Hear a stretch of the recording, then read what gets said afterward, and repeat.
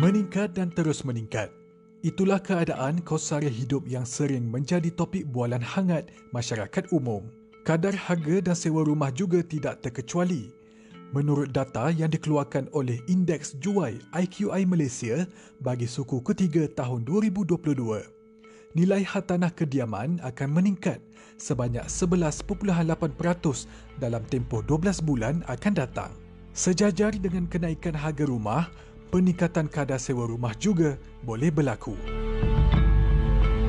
Assalamualaikum, sekarang ini saya berada di kawasan Pantai Dalam untuk memberikan laporan kepada anda mengenai harga sewa rumah semasa. Dan saya yakin dengan keadaan ekonomi sekarang yang sangat membebankan, saya pasti kepada mereka di luar sana yang ingin mencari rumah untuk disewa ataupun untuk dibeli turut rasa terbeban. Dan sebentar tadi saya sempat membuat carian di internet mengenai harga sewa di kawasan Pantai Dalam khususnya, dan rata-rata rumah di kawasan ini bermula dengan harga RM1,100 hingga ke RM1,800 untuk jenis rumah pangsa yang berukuran kurang daripada 1,000 kaki persegi. Dan di sini saya ingin meletakkan satu persoalan. Adakah harga rumah sewa seperti ini munasabah ataupun harga seperti ini adalah satu harga yang mencekik darah? Kawasan perumahan yang terletak di barat daya ibu kota Kuala Lumpur ini mempunyai pelbagai bangunan perumahan bertingkat. Antaranya Rumah Program Perumahan Rakyat (PPR), pangsapuri dan kondominium. Penyewa terus berada dalam keadaan dilema. Ini kerana ramai di antara mereka sekadar mampu menutup mata membayar sewa yang tinggi hanya kerana lokasi kediamannya yang berdekatan dengan tempat kerja. Kalau nak menyewa tu, ialah kos terlalu tinggi lah sekarang kan. Dengan kehidupan sekarang ni, kos terlalu tinggi sangat. Pendapatan yang kurang daripada 3,000 ke bawah, kalau nak duduk kat KL ni memang struggle sangat-sangat lah. Buat masa ni ya, yang rumah yang kosong, bermakna dia masuk kosong lah dalam 800. Tetapi kalau TikTok semua dengan pak latar lah, seperti ais semua, dia bagi 1,200. Kalau bagi pakcik lah, asal 1,200 tu boleh mampu lagi lah. Tapi dengan syarat dengan penuh barang pak latar rumah lah.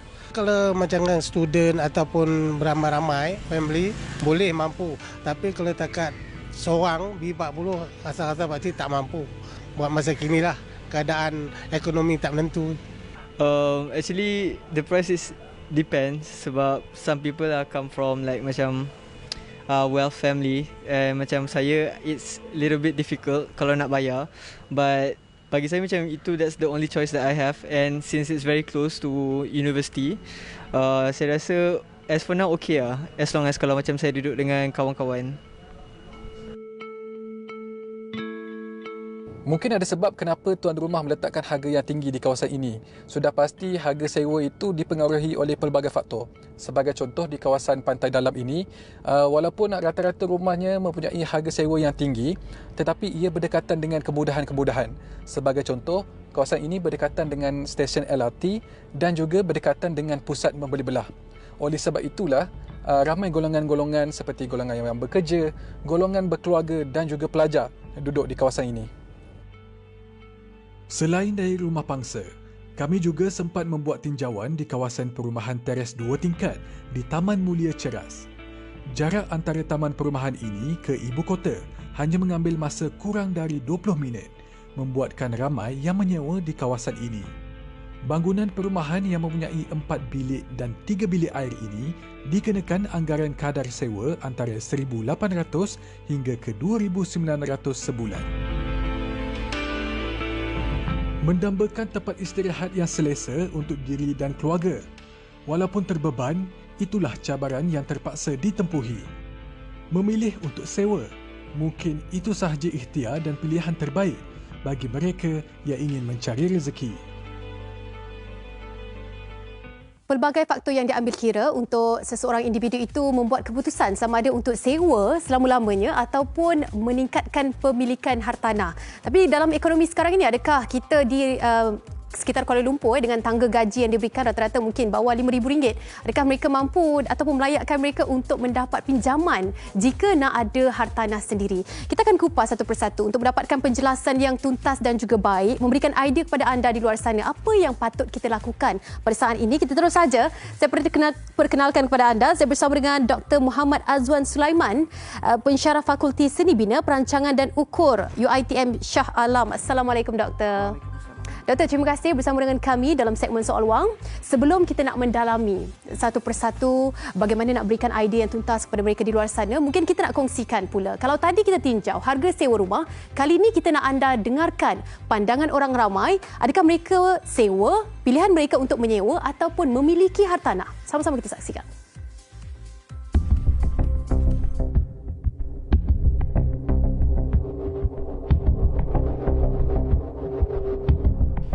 Rasa lebih baik beli sebab macam ekonomi sekarang pun tengah teruk. So saya rasa beli supaya nanti bila dah lama-lama rumah tu boleh jadi aset. Sesiapa yang berpeluang memang digalakkanlah untuk membeli rumah sendiri. Itu sebab itu sebagai apa orang kata harta sendiri.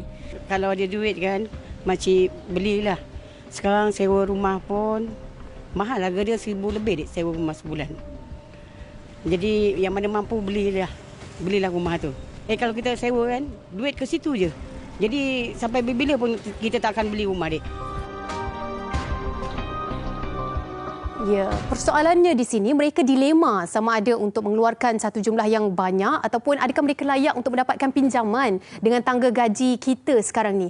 Ayo kita bersama dengan Dr. Muhammad Azwan Sulaiman. Doktor, terima kasih kerana bersama dengan kami sekali lagi. Pastinya soalan saya yang pertama, kita nak dengarkan tadi kan, tangga sewa rumah mungkin 800 tu kosong, 1,200 hingga 1,500 tu barulah ada fully furnished ataupun lengkap dengan perabotnya, dan kemampuan rakyat Malaysia adalah pada takat itu. Adakah itu dikirakan tangga yang tinggi, mahal ataupun sebaliknya? Sebenarnya apa yang kita perlu fahami tentang kadar sewa rumah? Okey, pertama sekali, Assalamualaikum warahmatullahi wabarakatuh. Saya ucapkan terima kasih atas menjemput saya pada hari ini. Dari segi kadar sewa yang ditentukan, kalau kita lihat tadi sebentar tadi WT tadi, iaitu lihat sekitar 800 hingga 1,200. Yang kita perlu faham pertama sekali adalah di sebelah pihak pemilik itu sendiri. Di pihak pemilik dia sebenarnya dia perlu menanggung juga hutang dengan pihak bank. Jadi perkiraan kadar sewa yang ditentukan itu mengambil kira ke semua aspek, iaitu dari segi liability yang dia perlu tanggung. Kalau kita mengambil contoh seperti bangunan strata, bukan hanya perlu membayar kepada bank, tetapi juga dia perlu menanggung juga charge perkhidmatan dan juga lagi cukai-cukai yang perlu dibayar kepada pihak berkuasa. Jadi itulah yang kita perlu faham. Memang itulah kadar yang saya fikir kadar 800 hingga 1,200 itu adalah kadar yang munasabah yang kalau kita lihat di sekitar di Lembah Kelang ini ataupun di ibu kota ini. Dan kalau kita cerita tentang kita nak milik rumah kan, sekarang ni bukan sahaja 1,000 lebih untuk bayar bank, tapi kita nak bayar maintenance. Lagi-lagi kalau duduk di apartmen ataupun kondominium, ada bulanan punya expenses ataupun perbelanjaan yang kita perlu tanggung sendiri. Tidak untuk mereka yang menyewa.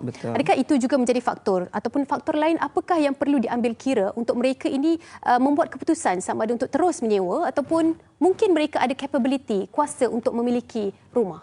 Sebenarnya dari segi kuasa untuk memiliki, pertama sekali kita perlu melihat dari segi gaji mereka sendiri.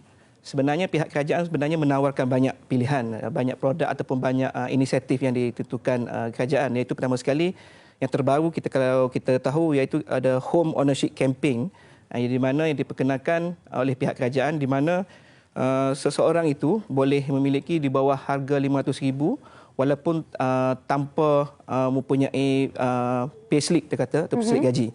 Jadi ini salah satu inisiatif yang baik yang ditawarkan oleh pihak kerajaan. Jadi para penyewa perlu mengambil peluang inisiatif-inisiatif yang ditawarkan oleh kerajaan itu untuk memiliki rumah. Bukannya hanya terus untuk menyewa tanpa memikirkan peluang yang ada sebenarnya. Jadi peluang yang ada ini sepatutnya digrab oleh pihak penyewa ini untuk memiliki rumah tersendiri. Ya. Sebab kalau kita buat kiraan kan, mungkin 1,200 setiap bulan, kita sewa hampir 10 tahun, sebenarnya kita dah bagi kepada owner rumah ataupun pemilik rumah lebih daripada RM700,000. Betul. Tapi kalau kita sendiri buat loan, mungkin dengan tangga gaji itu dalam RM500,000 punya rumah kita boleh dapat. Okey, silakan. Mungkin kalau ada penjelasan di situ. Sewa dalam 1,200 itu, mungkin owner perlu membayar kepada pihak bank dalam sekitar 1,500. Katakanlah satu apartmen tu sekitar harganya 300,000. Okey. Dengan kadar pinjaman sekarang itu, seseorang pemilik perlu membayar sekitar dalam 1,500. Itu belum termasuk lagi dengan kadar charge maintenance dan apa sinking fund dan sebagainya. Jadi sebenarnya pihak pemilik itu sebenarnya masih lagi menanggung sedikit kerugian sebenarnya. Kalau penyewa memahami situasi sebenar di pihak pemilik. Dia kena dalam jangka masa panjang baru nampak yang sebenarnya pemilik rumah tu ada. Betul. Jadi pemilikan rumah itu adalah dalam long term. Jadi kalau short term, sebab itu saya suka menasihatkan bahawa kalau penyewaan ini sebenarnya dalam jangka masa yang agak singkat, dalam mungkin dalam tempoh 3-4 tahun. Kemudian dalam tempoh 4 tahun itu mereka membuat sedikit simpanan untuk membuat satu pembelian rumah yang baru. Dengan mengambil berat tentang ataupun mengambil insentif yang telah ditawarkan oleh pihak kerajaan. Okey, bebanan untuk kita menanggung perbelanjaan bulanan ini, ianya akan memberi efek ataupun kesan terhadap diri kita sendiri. Contohnya kalau kita rasa macam kita dah ada komitmen untuk bayar rumah sendiri, mungkin perjalanan dalam financial kita akan terganggu di situ. Itu yang buatkan mereka decide untuk terus sahaja menyewa. Bagaimana untuk mengubah mentaliti yang sebenarnya mungkin ada di sini kuasa sewa beli yang mereka tak tahu. Macam contoh ada rumah yang diberi sewa terlebih dahulu dalam 5 tahun dan lepas tu baru memiliki tanah tersebut. Adakah itu pilihan? Itu salah satu pilihan. Pertama sekali, dari segi penyewa itu perlu mengubah dari segi pengurusan keuangan mereka. Ya, memang penyewaan itu lebih rendah daripada memiliki pada peringkat awal. Tetapi kita tahu bahawa harga rumah ini akan meningkat. Dan dalam tempoh jangka masa tertentu, kita katakanlah dalam tempoh 5 tahun, owner juga akan menaikkan kadar sewa, dan selepas tempoh 5 tahun sebenarnya kadar sewa itu sama sahaja dengan kadar pinjaman yang perlu dibayar kepada pihak bank. Jadi dalam tempoh 5 tahun, katakanlah tempoh 5 tahun pertama itu kita lihat owner atau penyewa itu akan mengalami keuntungan, tetapi selepas itu sebenarnya mereka telah melalui proses keuntungan dan sebenarnya mereka sendiri memiliki rumah tersebut. Jadi mereka perlu lebih pengurusan keuangan itu agak pentinglah dalam peringkat pertama itu. Pemilikan hartanah dan juga sebenarnya keuntungan investment ataupun pelaburan pada peringkat awal tu. Okey, mungkin ini juga membuatkan kita menuntut untuk bertanyakan, adakah di Malaysia ini terdapatnya badan yang mengawal harga ataupun kadar sewa rumah, ataupun kita mungkin kurang arif tentang perkara ini, sebenarnya dah ada, cuma kita sendiri yang tak tahu, ataupun ada cadangan yang mungkin doktor nak sampaikan? Buat masa ini memang kadar sewa itu ditentukan sendiri oleh pemilik. Kalau sebelum ini mungkin adalah iaitu Akta kadar sewa 1966, tetapi itu hanyalah untuk bangunan komersial pre-wall, tetapi telah dimansuhkan pada tahun 1997. Tetapi kalau untuk mengawal tu memang tak adalah. Jadi perlu ke pandangan doktor? Pada pandangan saya, kalau untuk kediaman mungkin perlu. Tetapi sebenarnya kadar sewa itu perlu juga mengambil kira yang ditanggung oleh pemilik. Saya cakap tadi, iaitu apakah kemudahan yang disediakan oleh pemilik itu sendiri. Mungkin bebanan yang ditanggung oleh pemilik itu perlu diambil kira juga. Sebab kita kena ingat kalau sewa ni mungkin kontrak maksimum 3 tahun dan selepas itu boleh berlakunya perubahan harga. Betul. Dan kebanyakannya pastinya meningkatlah harganya. Sudah pasti. Sudah pasti. Jadi jarang untuk kita dapat mungkin harga yang begitu saja sebab ada development ataupun perkembangan di sekitar kawasan itu. Dan mungkin bagaimana perlu menyewa pilihannya di sini, ataupun mereka perlu fikirkan tentang bagaimana cara yang terbaik untuk memiliki hartanah. Okey, seperti yang saya cakap tadi, pertama sekali untuk peringkat pertama bagi terutamanya golongan belia, mereka boleh dulu untuk menyewa untuk peringkat tempoh masa 1 hingga 2 tahun. Tetapi dalam tempoh 1 hingga 2 tahun itu, mereka membuat sedikit simpanan untuk membuat down payment untuk pemilikan harta tanah sendiri. Ya. Mereka juga perlu mengubah gaya hidup.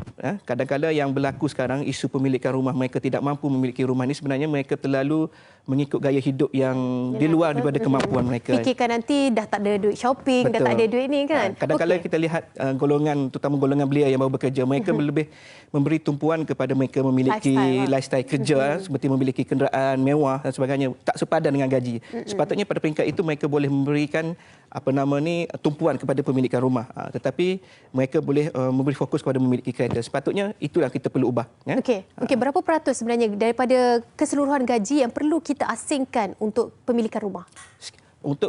Kalau untuk pemilikan rumah, biasanya kita boleh bajet antara sekitar 30 hingga 40%. Itu untuk kita allocate untuk pembayaran installment kepada pihak bank. Itu yang sebaiknya. Baik doktor, doktor dah bagi satu gambaran yang agak jelas kepada kami di luar sana, termasuk saya lah sendiri untuk memikirkan tentang bagaimana pemilikan rumah yang sepatutnya kita fahami, refinance semula kita punya kewangan. Okey, terima kasih kita ucapkan kepada Dr. Muhammad Azwan Sulaiman, pensyarah Fakulti Seni Bina, Perancangan dan Ukur UiTM Shah Alam. Okey, kita nak kongsikan kepada anda di luar sana, masih lagi dalam segmen Soal Wang. Kali ini nak kongsikan kadar pertukaran